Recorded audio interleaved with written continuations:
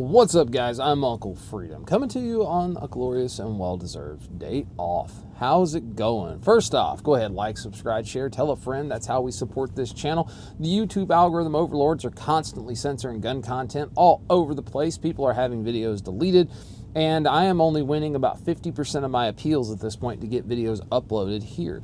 So Patreon and stuff is in full swing. Videos are going to start being a lot more common over there. It's mainly served as a place for people that supported what I did just outright, and the Discord chats are always a great time. If you're looking to support the channel, take a look down in that description box below. You'll find a link that goes to probably the website by now, and that is violentalgebra.com. That's my site. The last page, if it's still under construction, is all of the affiliates. Head over there, check that stuff out. If you're going to do it anyway and you follow those links, it helps the channel, and I appreciate it. I also want to give a huge shout out to the biggest supporter of the channel right now, and that is Outlast Supply. Outlast Supply has done a fantastic job curating a store with literally the gear I would put into a store. It's awesome. It's hard to go shopping there because I want it all. And that's just a fact. Also, the people that own it are absolutely amazing human beings. So what are we going to talk about today? I'm going to touch a very hot button subject. I'm going to touch a subject that is more sensitive than your teeth if you break one of them. Like I'm going to go tickle some things that are going to not feel so great. And we're going to start with, are you a liability? Right? We all hear this, right? We talk about this all the time. We all want to believe in our heart of hearts and our soul of souls that we are absolutely competent fighters and capable of handling anything in the world that comes our way. But are you really? Are you really ready to pick it up and be a modern Minuteman? Are you? By the end of this, I'm going to bet some of you aren't. So I guarantee you that right now somebody is yelling, "Hell yeah! Hell yeah!" as they take a break from scrolling Netflix to shove another Cheeto in their mouth hole. So what does it mean to be ready? What does it mean to be not a liability and a well-rounded fighter? Well, just on the fighting side, handguns, rifles, shotguns, right? You should be able to functionally work, operate, clear, make safe, shoot, and run revolvers, semi-automatic handguns, single-action handguns, double-action handguns, your AR, probably a Galil, an AK. You should definitely know how to run bolt guns and be able to work pump-action guns, pump-action shotguns, semi-automatic shotguns. You should have, at the very minimum, a base level understanding so that you're not an idiot standing there like, I don't know how this works. Right? You should at least be there. And then once we talk, just stepping away from the firearm part of it, what about CQB, right? Like, we're talking about being well-rounded fighters, right? An asset, if you will. CQB, it's a bad idea. 100% a bad idea in the world we're discussing, but you need to understand it, right? You need to understand if the dude in front of you went one way, you need to go the other. You need to understand that things like stairways are just hallways with bad footing. Like you need to understand those and know how to at least approach them so you're not standing there holding everybody up as they start moving and working their way through things. You need to be able to shoot intermediate distance. So intermediate distance is 400 yards and in, right? You can do it, right? Like the most people I've met with very minimal training and a little bit of knowledge can make accurate impacts at 400 yards. But what about long distance, right? We still need to be able to do that. Even if you're not gonna, if that's not your job, you have to understand it. And you need to understand that it is, right? Because here's the thing. Somebody is immediately going to tell me, well, I would love to, but I don't have access. Go make friends with a farmer, right? Network, reach out, go to gun stores, talk to people. See if you can drum up a way to give yourself access to stuff at about 500 or 600 yards, right? Because at the very minimum, you need to know how it works, right? Like, where is your bullet in flight on the way to the target? How far do you have to come over to land that bullet on said thing at 500 yards, right? We need to know these things and at least understand how they work. But even after that, there's still hand-to-hand fighting. And no, the fact that you fought a beard-up dude in a bar one time doesn't count. You have to go out and train hand-to-hand stuff. Like cops have to do DT every year, defensive tactics, right? They have to go do roll-around, do jiu-jitsu. The good cops, the ones that you actually want on your team, are the ones that are going and training this stuff all the time. It's not uncommon. People are just doing it. But you need to go train this stuff. Find a gym. Find an MMA gym. Find a buddy that understands more about it than you do. Go volunteer to be the bad guy at a DT training for cops and let people, and try to beat them, right? Then you got to know about melee weapons, right? So what's a melee weapon? Melee weapons, think of it like your ass baton, right? So a very old version of this would be like this PR-24, right?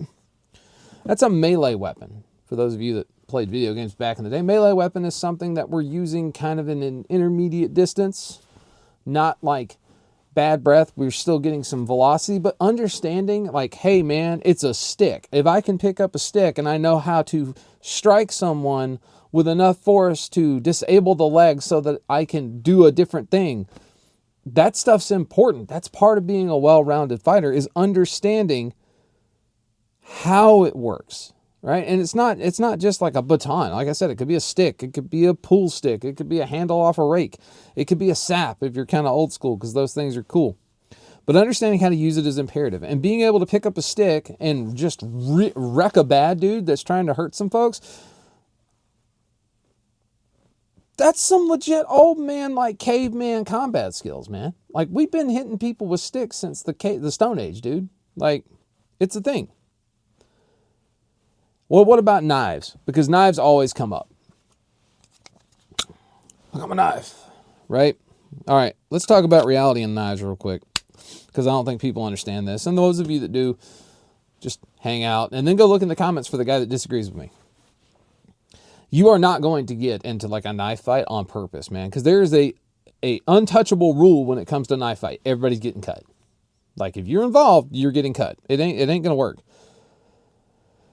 I'm not talking about grabbing your freaking K-bar and going to town, right? No. I'm talking about like boga knives, right? So back off, get away. Or things like push daggers, like this one made from Shivworks, the El Nino. Or like the clinch pick from Shivworks. It's very purposely designed not to inflict things and not to go after things, but to get you out of things, right? Most of fighting has very little to do with being offensive.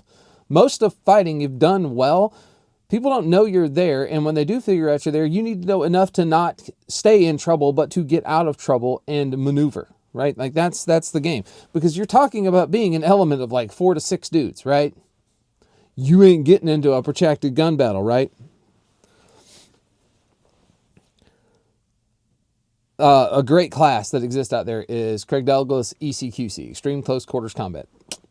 Awesome stuff. Having a system, though, and having those items and knowing your capabilities, not just the capability of the thing, right? Because like this thing in Doug Markaitis' hands is absolutely terrifying. This thing in my hands, I know my capability with it. I know what I can get away with, what I can't get away with, what I'm going to do, what I'm not going to do, right? I understand that because I put time in to figure it out. But wait, there's more. Being a coalition asset, like you know what? I'm not going to pick the low-hanging fruit. I'm not going to do it. He admitted he was wrong. I'm not going to do it. There's more to being a well-rounded asset, though, than the shooty, fighty parts. There is. There's all kinds of other stuff that go into being an asset to your team and your community and not a liability. Things like land navigation, right? The art of using maps and terrain association to not get lost and thus disappointing your father yet again. So that's a big one. Fieldcraft is another one, right? The art of using your environment to help you achieve your missions. So it's angry bushcraft or like violent woodsmanship, okay? It is what it is. You need to understand how to make a shelter, maybe how to make cordage. How do you find water in what looks like a dry riverbed, right? Like knowing these little things, understanding like, hey, that rock will throw sparks off of my knife and possibly get a fire started. understanding little skills, primitive skills in the woods, combined with better equipment that you should have, makes that equipment go further. It also helps you out in everything else you're going to do. What about hunting, growing crops, right? Like, again, you want to be an asset and not a liability here, right? You are not good enough, and you are not the second coming of Nessmuk. Also, if you don't know who that is, you are not ready. Look up Nessmuk. Nessmuk is like one of the OG outdoorsmen in America. Him and Kephart, great books. Highly recommend it. You'll learn some stuff. But all of the things we just talked about, right? Harvesting animals, harvesting food, wild edibles, knowing how to land nav, not get lost, and knowing how to do some fieldcraft are all essential elements of reconnaissance. Reconnaissance is a skill. It is the skill that incorporates it all into one place together, right? You are doing this thing to gain intel on a situation so that you don't die tomorrow when you go hunting, right? That is what recon is. Recon is the same thing as scouting for deer if you're a hunter. You are performing a reconnoiter of the area in which you intend to hunt. But in order to be good at any kind of a reconnaissance skill set, you have to have pretty good fieldcraft, or angry bushcraft. You need to understand what you can and can't eat, what you can and can't wipe your butt with. And you need to understand how to get to where you need to go and get back so that you don't become lost in food for some wayward animal. So we just in the fighting part, right? So like people don't think about this in fighting. Like in fighting, we're talking about close range stuff, mid range stuff, long range stuff with rifles, with shotguns, with handguns, possibly bow and arrows, depending on your thing. Can you make booby traps? Can you make perimeter alarms? Do you know how to build and create things that can help and assist you so you don't die because you got stuck out in some inconvenient camping at an LPOP because it snowed a whole lot and you can't get back right now? Can you do these things without getting lost? Can you provide food for the people around you and your families? Can you just fight? Right? Can you handle your actually legit, oh yeah, man, I've done it before. No, I mean right now, stone cold, if somebody threw you out in the street and their means were to kill you, could you survive it? Most people ain't gonna make it, and that's a harsh reality check for all of you. But we're still missing something, right? Even though talking about all of this stuff about being a well-rounded fighter, a well-rounded Minuteman, the skills, the core skill sets that are supposed to exist, we are still missing something. And to be quite honest, I have been lazy at it the last month or so of last year. None of this matters without good mindset and fitness. I can't tell you how many comments I have seen on my videos where people immediately said, but fitness, it doesn't matter if you die. I agree, right? Like, here's the thing. It is going to suck if you get prepped out and learn all of these skills for just such an occasion and you die of a heart attack sprinting to get your gear on, right? Because that's going to happen to somebody. Almost guaranteed. So it's a new year, right? I know, new year, new me. People like me hate the new year because there's like 700 people I didn't realize knew where the gym was that are all in the gym. Half of them are filming it. The rest of them are just flexing in the mirror. I don't understand. But how do you solve this problem? Go get some resistance bands. Get a gym membership. Get both. And go put in work. Stop eating the crap. Stop drinking. Stop smoking. Stop dipping. Stop vaping. Cut your vices off. All of these things make you a liability more than any of the other crap I mentioned, right? They just do. Because if you can't run 60 feet with your gear on, I don't want you on my team.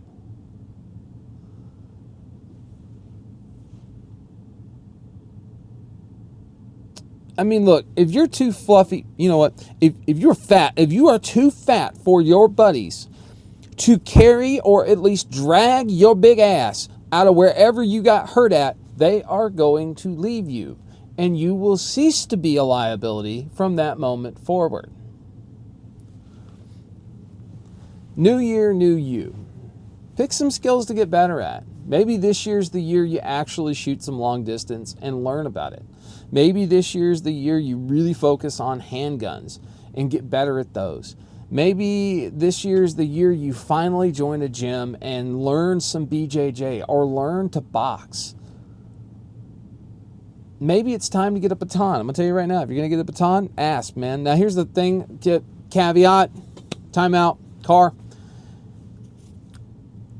A lot of municipalities and states view impact weapons like batons in the same light that they view things like brass knuckles, which means they are very illegal even for people with a concealed firearms permit because they are considered a concealed weapon. It's a very different thing, okay?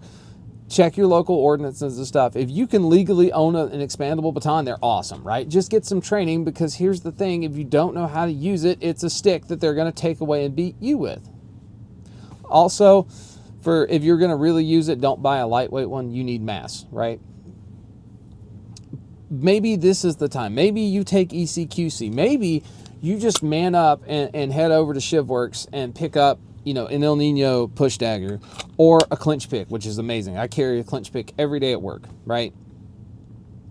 Maybe that's what it is. Maybe it's just time that you go learn how to actually do land nav, or learn how to do some fieldcraft stuff, some bushcraft stuff. Learn how to make a lean-to out of the environment you're in, right? Maybe you learn how to make a fire. Remember, I said this before, we are heavily reliant on skills that we know, but we've never actually practically implemented, right? So we're basing our worth on untested knowledge. Go test that knowledge, figure it out. But above all, stop eating that crap, put the Big Mac down. No, you don't need that Cheeto. Your pants did not shrink in the frickin' dryer. It did not happen. You've had them pants for 7 years. They did not shrink this time.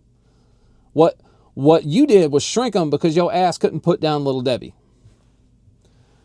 Do something good for yourself. Eat better, take care of yourself, look after yourself. Go get some lab work done. Make sure you don't have anything that you don't know about. Get into a gym, or at the very minimum, get some resistance bands, something. Start working to better yourself today. I know it's going to suck, and it's very hard to get the motivation to do these things. But I promise you, if you just take it one day at a time and I got to work out before I can go to work. Get it done. Get better. Be an asset. Don't be a liability. Because the time you find out you're a liability is when your teammates are running away because they can't carry your ass. And that would be a really shitty way to figure out, I'm going to go out alone. So guys, I have Uncle Freedom. Hopefully you found this informative and it gave you some cool things to think about. So take care of yourself, take care of each other, and until next time, I'll see you later.